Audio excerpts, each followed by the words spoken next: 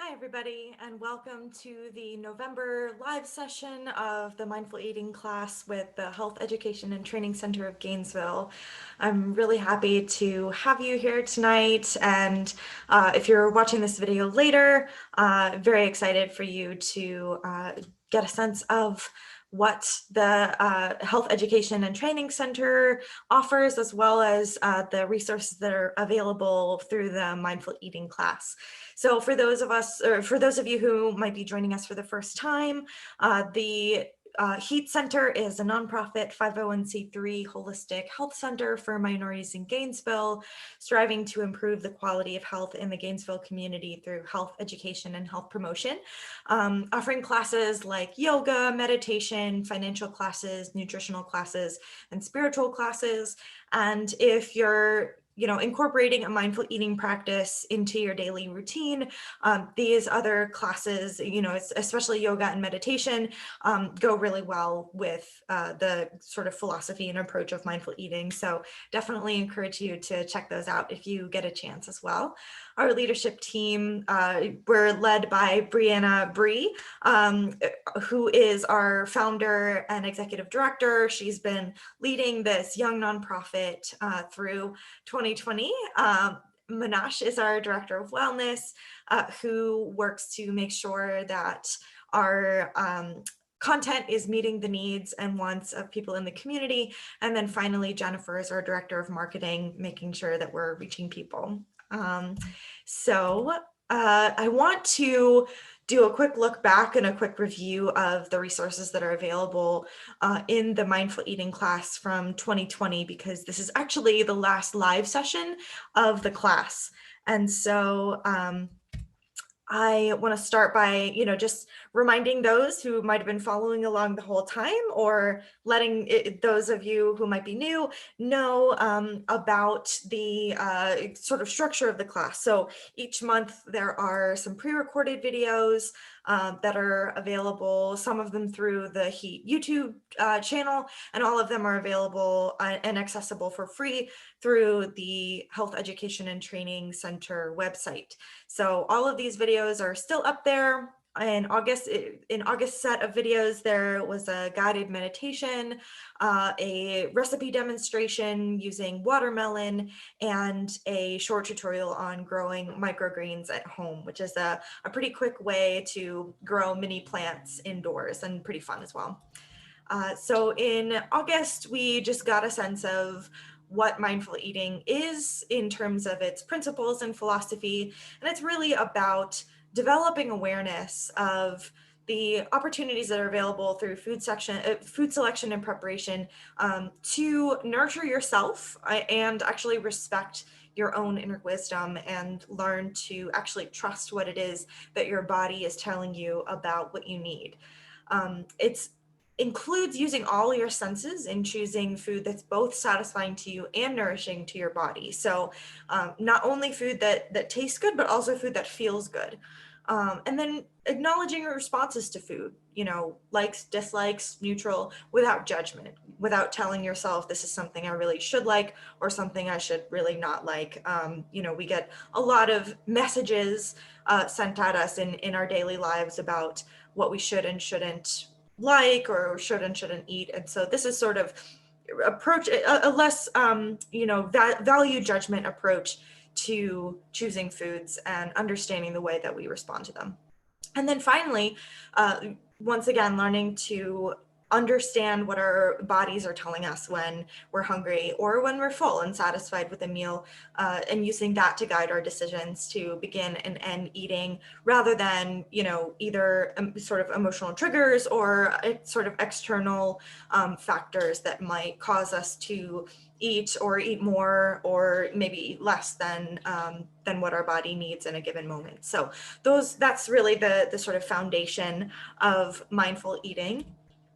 And in our August live session, we had a great guided meditation focused on the breath by Cristiane Machado of Yoga Loca. And I definitely recommend checking that out if you get a chance. It is available for free through the mindful eating, the H.E.A.T Education YouTube channel, as well as through the website. Christiani gave us a whole bunch of information on not only what happens, the sort of the philosophy behind what we're doing and a practical demonstration of how this works, but also some information about what happens in the mind and body when we do sit down and spend some time taking deep breaths before we eat. So in September, we had some recipe demonstrations for veggie-centered main dishes, a sweet and savory side, ABC salad, which is my go-to for like potlucks and parties, as well as a great project to do with little kids. And then finally some desserts using carrots and bananas, actually. So some things to check out. In September, we learned the BASICS acronym for mindful eating. This is an acronym by Lynn Rossi. And this is just, something to kind of steps to go through and remind yourself if you're new to a practice, or even if you've been practicing for a while and want to remind yourself of the steps. So once again, breathing is really important, taking deep breaths and some time to check in with yourself before eating, and then checking in with your belly to assess whether you're hungry and what it is that would be satisfying to you right now. And then assessing your food. So using all your senses to check out the colors and the smells and the tastes and the textures, as well as considering where it comes from. And we've heard, as you'll see, from a couple of farmers who work in the area, and they gave us a lot of information and a lot of perspectives on what actually all of the love and energy and work that goes into producing the food that ends up on our table. So this can also include thinking about the people who actually do the work of creating that food that ends up in front of us. And then slowing down, which can be hard for some people, I know, and it's something that comes with practice. But I found over time in a mindful eating practice, it actually becomes easier and a little more natural and sort of second nature over time. But giving ourselves more time for our bodies to respond to the fact that we're eating, to let us know either that we're hungry or that we need to eat something else, that we're thirsty. So just leaving some more time for the meal itself, investigating our hunger throughout the meal. Once again, being in tune with what our bellies are telling us about, how full we are at a given time, chewing our food thoroughly to extract as many nutrients as we can to really get the most out of our food, as well as, that helps us with the process of actually slowing down our pace of eating. And then finally, savoring. It's really important to really make eating something that we can enjoy and time that we can kind of spend with ourselves and nurture ourselves and our loved ones as well. So in our September live session, I mentioned we talked to a couple of farmers in the area. We were joined by Noah Shitama, who is the founder of Swallowtail Farm here in the Alachua County area, as well as sort of the leader of a new farmers market that's opened up. I definitely recommend checking out his video, which is available on the YouTube channel as well as through the website to get some perspectives on what it's like to start up a new farming operation and grow food in this area. Lots of great information in there as well. In October, the theme was kitchen hacks. So this was all dedicated toward shortening your prep time basically while you're cooking so that you can actually, kind of buy that time back a little bit when you sit down to eat and actually can spend that time chewing thoroughly, fully savoring your food and taking that time for yourself. So there's a video that's focused on specific pieces of produce and things that you can do with them. There's one that's focused on some kind of, creative substitutions of common kitchen tools. And then my favorite is Meals in a Jar, which is focused on meals that are just kind of grab and go or heat and eat, for all meals of the day, breakfasts, snacks, lunches, dinners, and desserts. So there's, some ideas that you might want to try in some of those. And we also learned a little bit about sort of the science and the mechanisms of how exactly it is that mindful eating works. And again, I'm by no means an expert in this, but have been, learning a lot and have found some really kind of interesting information.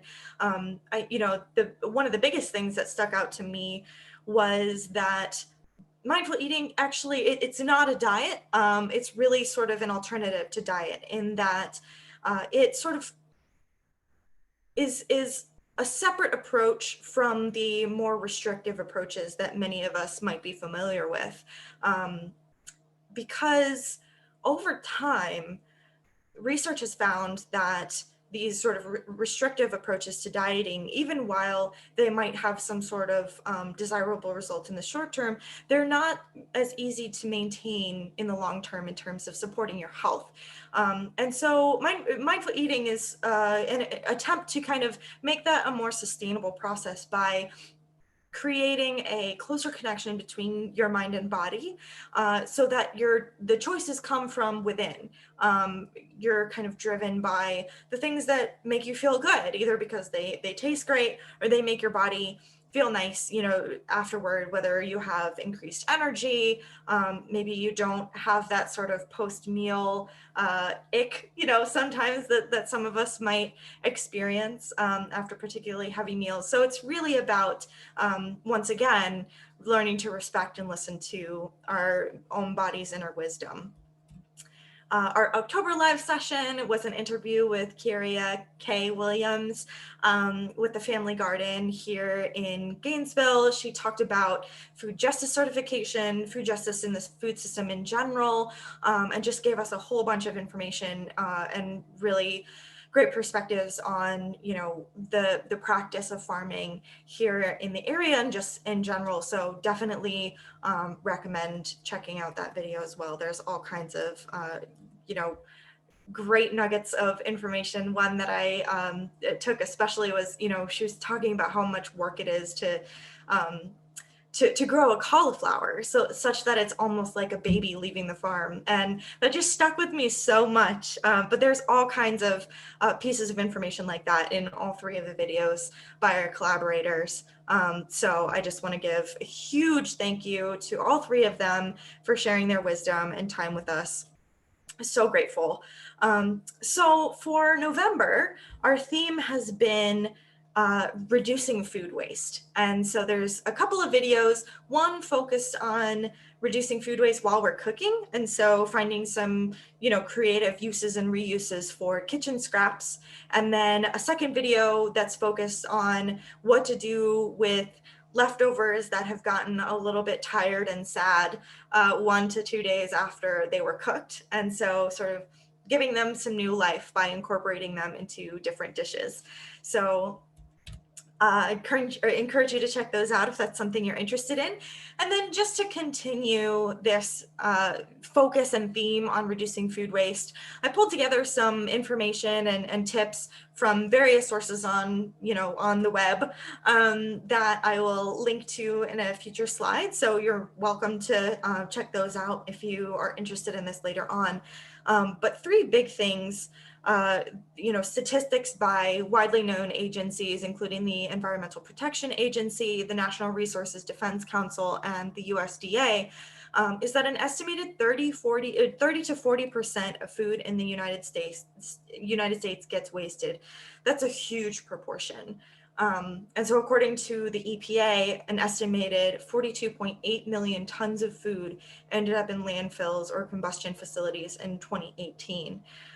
And what's really particularly shocking to me is that the US produces enough food to feed everyone, yet an estimated 1 in 10 households had members who experienced food insecurity in 2019. So we have a whole bunch of food that's getting wasted and people who are still going hungry in our own communities. And obviously this is an egregious failure of our food system to ensure that everyone's basic human needs are met. And it's not going to be something that you or I as individuals are going to just solve by cooking from our kitchen. But that doesn't mean it's pointless to find small ways to pitch in alongside, creating action around pushing systemic change to solve both of the issue of food waste and the issue of hunger and food insecurity simultaneously. But there are also additional benefits, including saving us money, by making sure that we use every piece of the food that we spend our, precious funds on, conserves energy and water. There's a whole lot of resources that go into producing this food that, so much of it ends up going uneaten and just getting incinerated or ending up in a landfill where it actually releases methane gas that is a huge contributor to the climate crisis that we're experiencing now.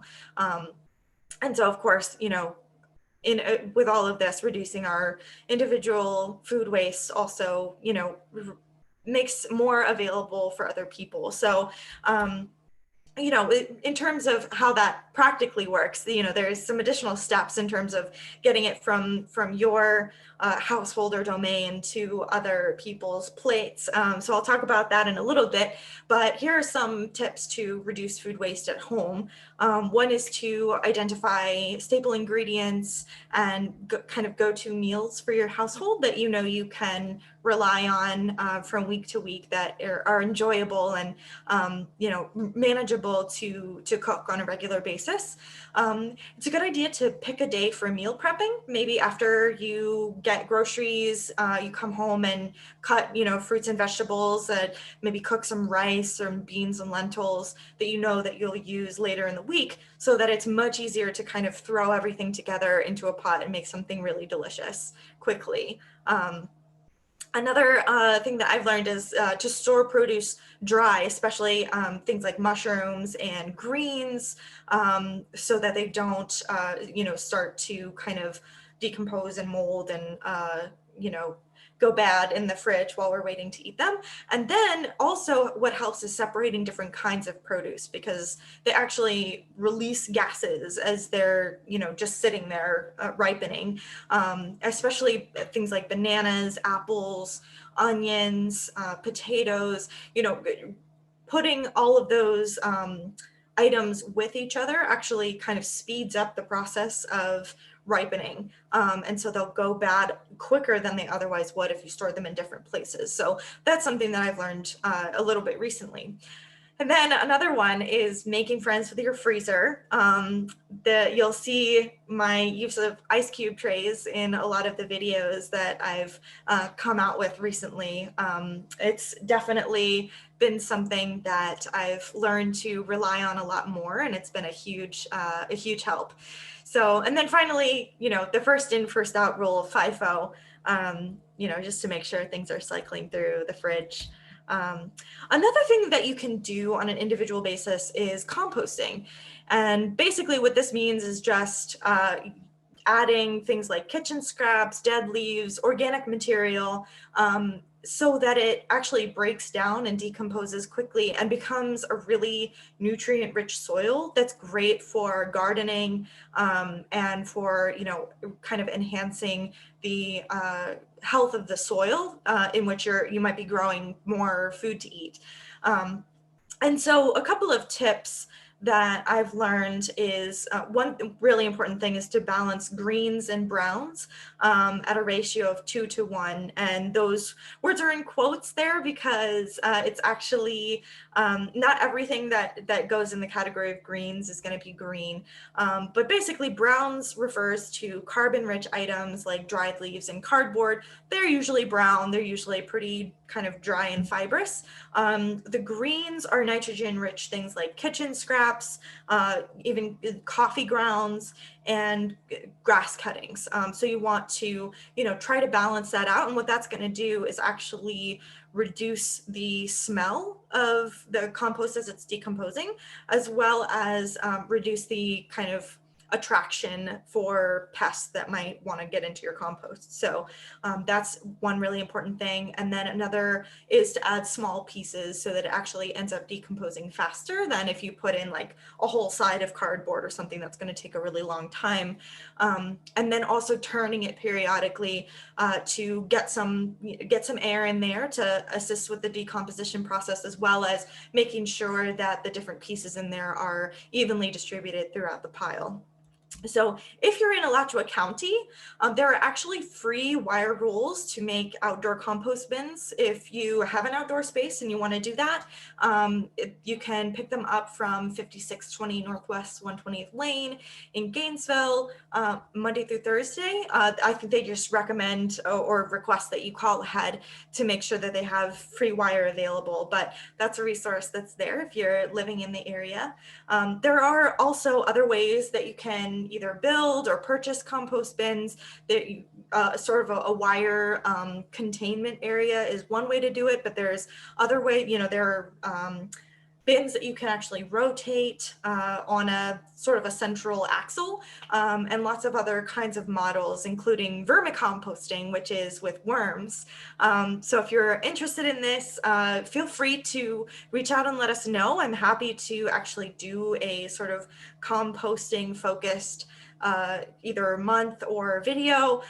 So just feel free to reach out if you want some more info on this, and you're more than welcome to check out some of these resources that include more tips and some, good knowledge of how the composting process actually works. So for some tips for when you're, maybe at the farmer's market or the grocery store, one is to plan for several meals using leftover dishes from earlier in the week. So, if you're going to make mashed potatoes one night, maybe plan for some sort of casserole. I love using leftover mashed potatoes and shepherd's pie later in the week. So thinking through maybe how different dishes in the week can go together later on kind of sets you up for success there. And then getting freshly harvested produce from local farms. When there's a shorter distance that the produce actually has to go in terms of, when it's picked to coming to your table, some farmers in the area pick their produce that same day. And so you might even get it hours after it comes off the vine or gets harvested. So it actually has a longer shelf life in your fridge, rather than something that had to come from across the world or across the country and had to sit in a truck or a ship for a long time. And then finally, reserving bulk buying for non-perishables and ingredients you use quickly, so that at any given time, things that are either a little harder to use or sort of associated with a particular dish, you don't end up with more than you plan to use. And then finally, what I think is the most important one is reducing food waste in community, because this is a systemic problem. And so supporting policies, creating systemic solutions to feed everyone, I think is a place that we can all kind of especially pitch into creating big waves and big changes. But also, if you've got food that you won't eat, whether it's canned or even if it's unspoiled fresh produce, you can donate it. There are here in Alachua County lots of organizations that will take food donations. So feel free to reach out to us if you want some recommendations there. And then also finding your starting composting spots near your neighborhood is an option. There are some places in Gainesville that are set up that's sort of, free and open to the public to bring scraps to drop off. And there might be some opportunities, if you have a community garden or if you have a community space that people know about and want to kind of compost together, that's an option as well.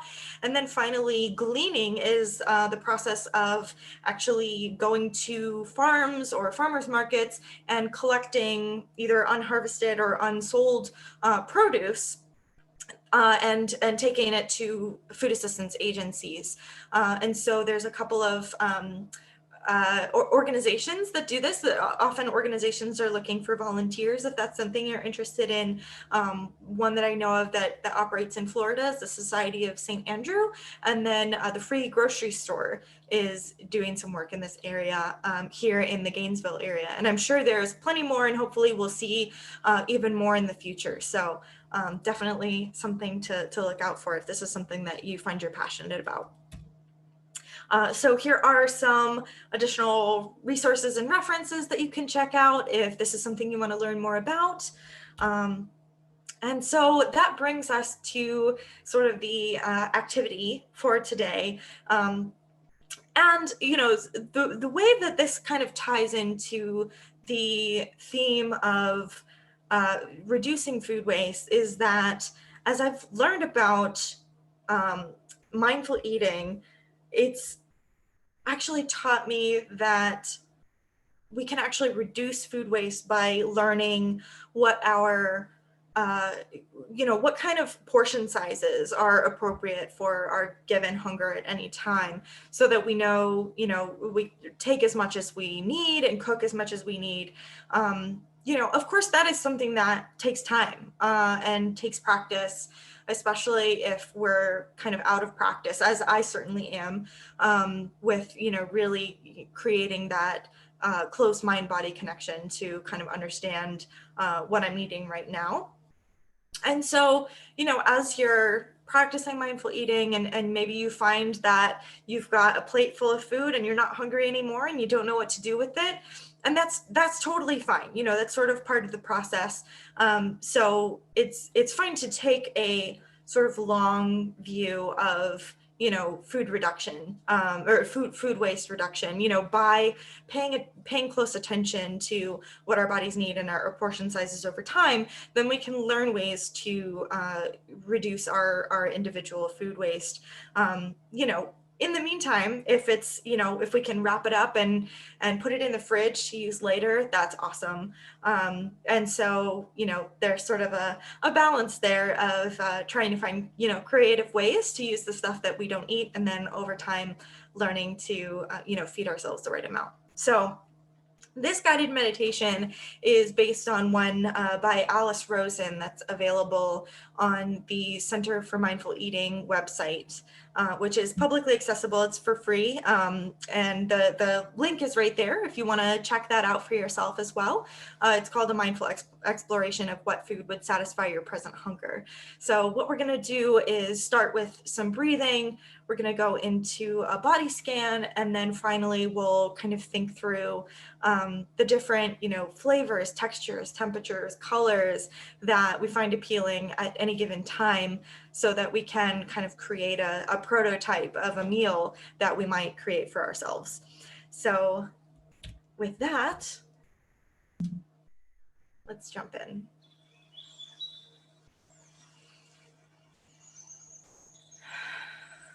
So just find a comfortable position, either seated with your feet on the floor or laying down, and let your hands either rest in your lap or at your sides. And just take a couple of breaths here while you come into the present moment. Maybe look around the room, notice what's there, even if you've seen it before. Maybe listen to sounds you can hear aside from my voice. Notice any smells in the room around you. Maybe there's food cooking. Maybe you can smell damp earth after rain. And then see if you taste anything right now. Maybe not, but just check in.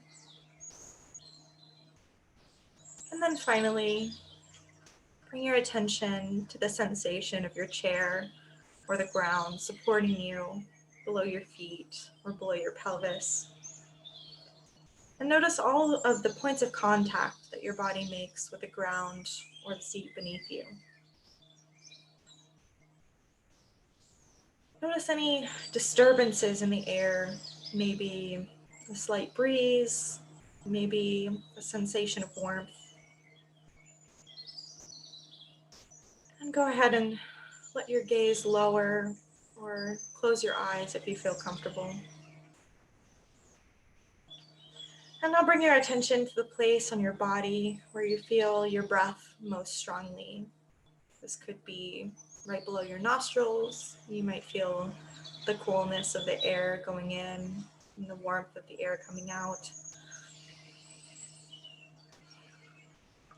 Or maybe it's the slow rise and fall of your belly as you breathe in and out. We'll just spend a couple of minutes here, quietly following along, noticing our breath. In and out.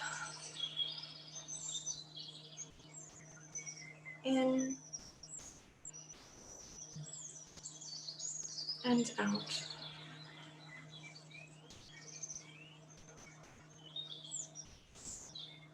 And just follow along in your head for a while.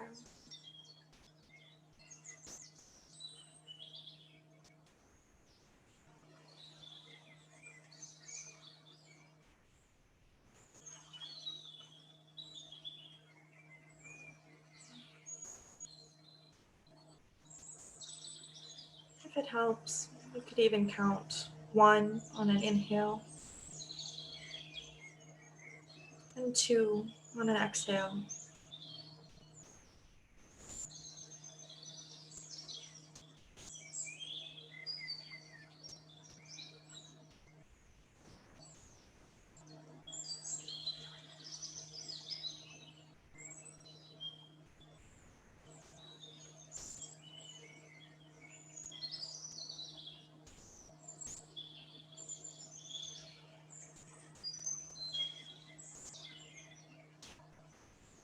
You might find that your mind is active today and that the train of your thoughts keeps sweeping you away from your focus on the breath. And that's perfectly fine. The important thing is not to try to stop the train, but rather to notice when you're riding on it. And if that's happening, just give yourself a little smile and gently disembark so that you can watch the train of your thoughts as they pass by. Just notice. Remember that you're not doing it wrong and you're not bad at meditation. Just embrace the state of being that you happen to be in today. There's nothing else you should be doing right now.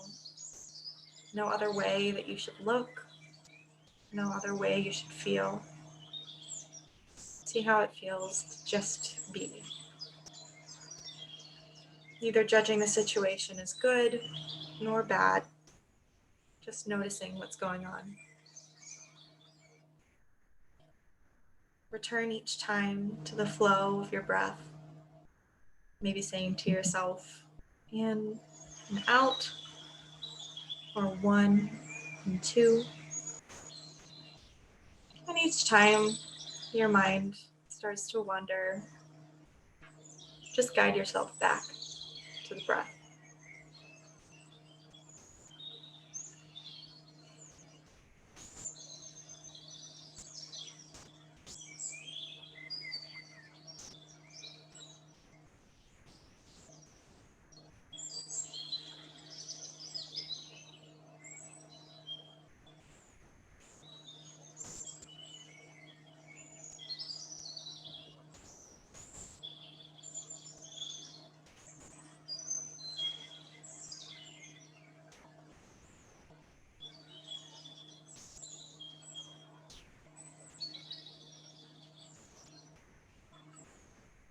And now we're going to move into a body scan so that we can check in with ourselves physically, see how we're doing and what's going on with us today.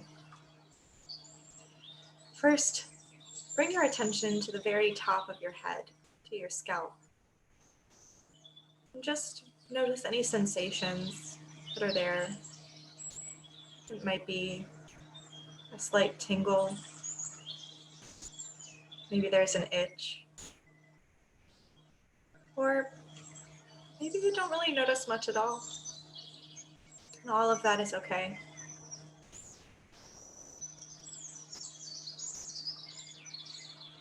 You can start dropping your gaze to your face.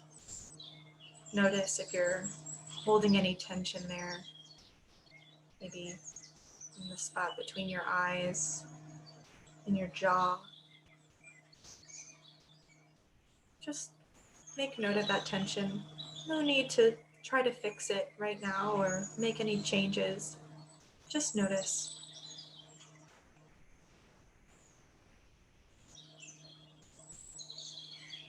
And bring your attention to your shoulders and your neck. Notice any movement that might be happening as you breathe in and out. Notice any tension you might be holding there as well.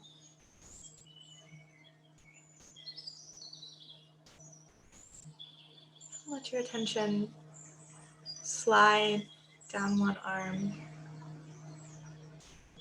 into your fingers, and then slide up the other arm from the fingers to the forearm, to the upper arm. Maybe feel where they make contact with your lap or floor or a chair. And then let your attention fall into your rib cage and your chest. Notice any expansion that might be happening on the in-breath.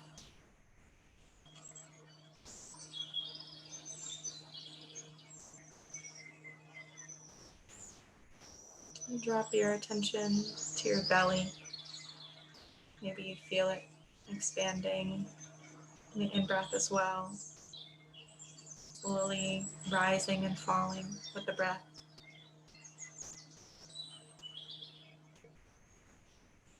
And then let your attention come to your hips.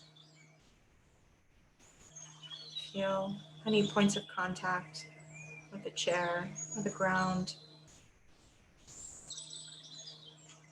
Feel the firm support.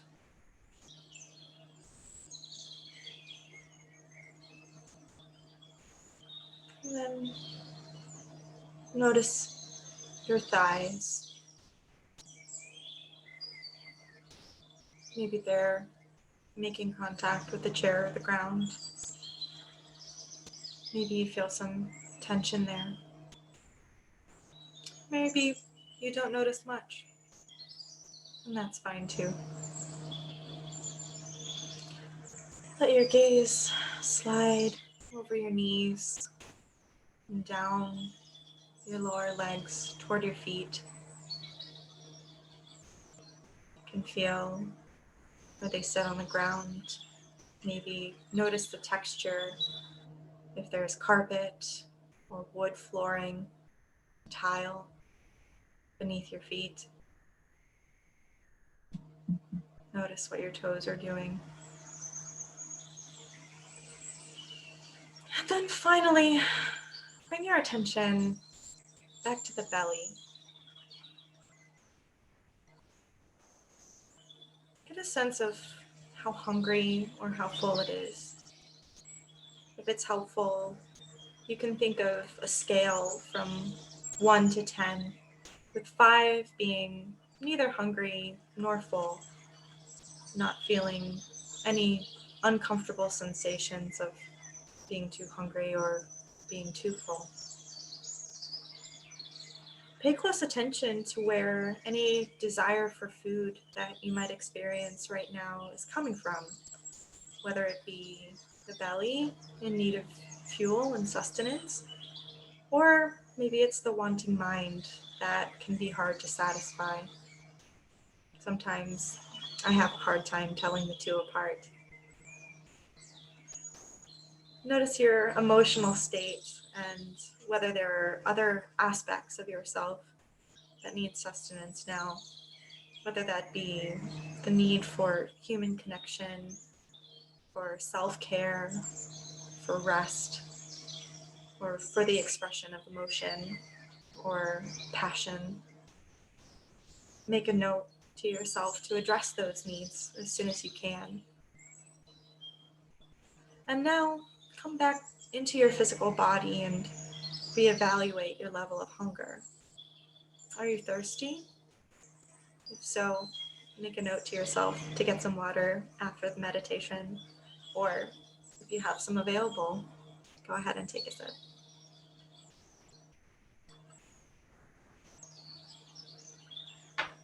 And now, if you're hungry, start to consider what kinds of foods might satisfy that particular hunger that you're experiencing right now. What kinds of textures appeal to you right now? Do you want something juicy, chewy, smooth, crunchy, rough, melty, or creamy? And what kinds of flavors come to mind? Do you want something sweet, savory, salty, bitter, sour, spicy? And what about temperatures? Do you want something hot, warm, room temperature, chilled, icy? And what kinds of smells would appeal to you alongside those flavors, textures, and temperatures? What colors would you find pleasing right now? Greens, browns, purples, reds, yellows, a combination thereof? And keeping all of your current preferences in mind, allow a dish to materialize in your mind. Maybe it's something really specific, or maybe it's just a vague series of adjectives. And as it comes to you, notice any impulses you might feel to judge yourself or judge your preferences. When we swim in the sociocultural soup that bombards us with messages about what we should or shouldn't eat or what we should or shouldn't like, the impulse to judge ourselves or our choices is not unexpected. Just notice when that happens and give yourself permission to want whatever it is you want right now. Hold the concept of your dish in your mind as you slowly bring your awareness back to the room. If you're ready, you can slowly open your eyes. Now, if you've got the time to cook yourself a meal, grab a snack, or even get some groceries or a meal from a restaurant, try to create or obtain either exactly what came to your mind or as close an approximation as possible. And if you can't get that right now, make sure you make a note to yourself that you get that for yourself to eat whenever it becomes available, whenever you have time, if you still want it. You can also rely on your own creativity and ingenuity to come up with something satisfying. And hopefully the tools and the tips available in this mindful eating course will support you as you do that. So that brings us to the end of today's meditation. I hope that you enjoyed that, and I hope you enjoy a satisfying meal following this meditation. You can always come back to it when you're trying to figure out what's for dinner, what should we have tonight. This is maybe a way that you can explore that with yourself when you've got the time to whip something up for yourself. And so finally, before I leave us off for tonight, I just want to let you know our December schedule is a little different than usual. We will not have class the last 2 Fridays of the month due to the holidays, but December 4th and 11th, we'll have videos about baking. We'll be making some breads, and then we'll have some fun projects for kids that I hope that you enjoy. And then we will see everybody again in 2021. Happy holidays, everybody. Thank you.